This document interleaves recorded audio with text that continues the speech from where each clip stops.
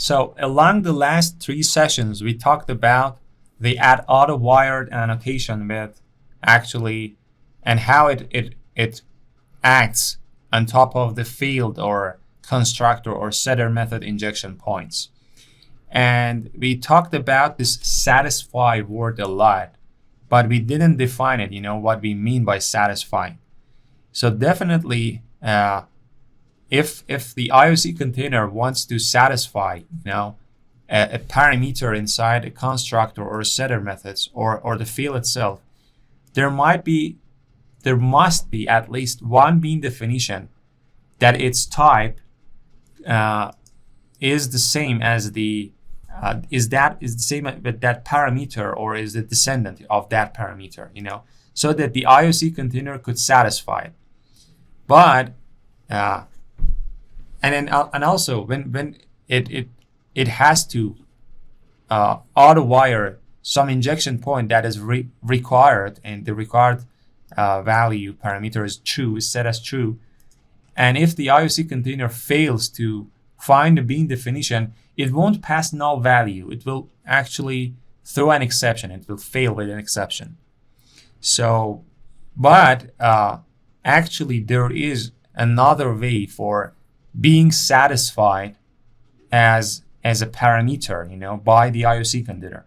We could ask the IOC container, we could ask the Spring that receiving a null value is okay, It is not okay by default, but we could tell it that we are okay with null values, we are expecting null values as well.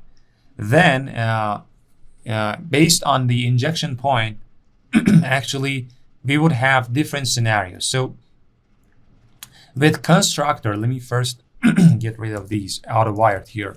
So with constructor, as you remember, let's say we have a bunch of constructors here, and let's say that these constructors are add auto wire and as a required false. So as you remember, in this situation, we said that the Spring will try, because these auto wired annotated constructors are the only candidates, it will try to resolve between them, and it will first try to call the one with the greatest size of parameters, and that is the one here. But if at least one of the parameters are not actually satisfiable, there are not any, let's say there are not any bean definitions that could satisfy that, let's say engine. So then it will go actually between these two and it will choose this one. But let's say that we ask the Spring that passing null values is okay. So here, engine, if we tell at nullable, there is this annotation. This is the third annotation that we are learning. The nullable annotation is inside, I think, JSR 305, I think. And also, the Spring has added it to its own, actually, to the Spring framework. We could use either of them, We could add a dependency to the Gradle about the JSR 305, then we could use that one and the Spring will be okay. So by annotating this parameter here as nullable, we are telling the Spring that we are okay with null values.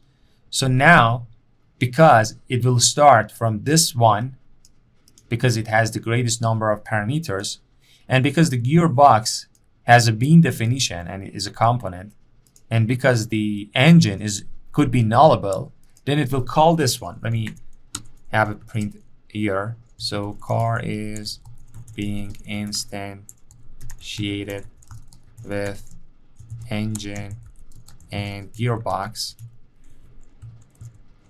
And let's actually print the engine. Okay, we have, oh, it's because of the gearbox is null, I think. Yep. So you can see that the car was instantiated with engine and gearbox, and the engine was null, and it didn't fail. Actually, it called this one. It could call this one because the gearbox is satisfiable. There is a bean definition, but it called this one, because the first rule was choosing the one with the greatest number of parameters that are satisfiable. Now, with satisfy, back then we meant only having a bean definition, but now we mean that having a bean definition, either having a bean definition or being okay to be passed by null value.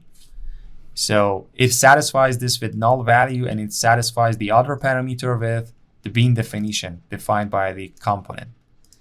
Okay, and also if the field is required as true, then it means that it should be able to satisfy only by passing an instance off of a bean definition. But now, as we said before, the engine is not a component. There is no bean definition in the IOC container, so it will fail horribly here because it's required.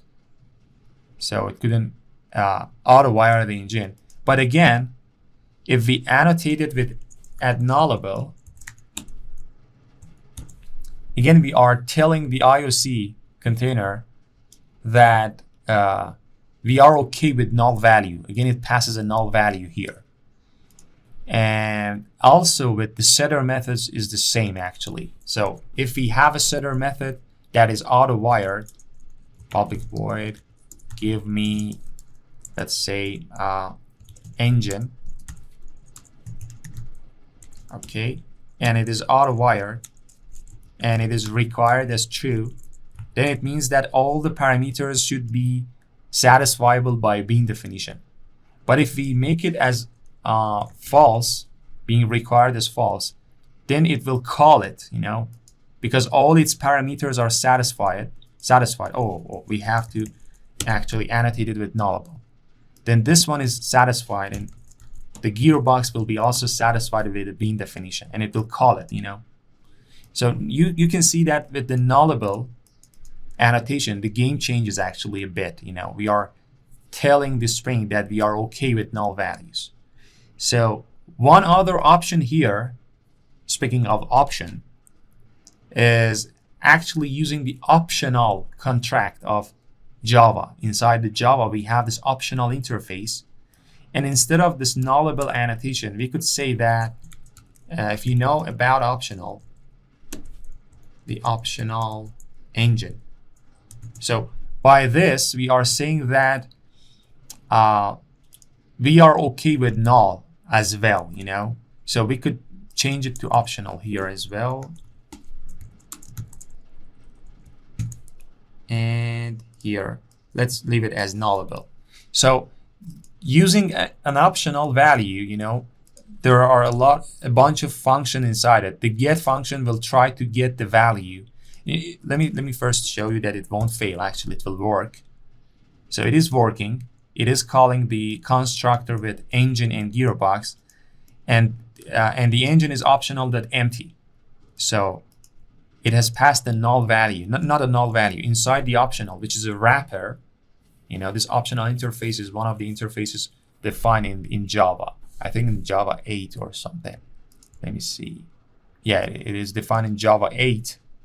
And this optional interface is the Java's solution for null safety, because there is no null safety mechanism in Java. For example, in Kotlin, we have types that have question marks. It could be null. But with Java, there is no null safety mechanism here. And this is the solution of Java for having null safety. So by wrapping the type into optional, we are informing the string that we are okay with null values. So here we have the chance to see if it is null or not, or work with its functions. For example, say if it is present, then get me, or else, for example, throw an exception or return some default value. So we saw in this session that we could inform the Spring IOC container that we are okay with null values And when we do that, the resolution in the injection points actually changes a bit.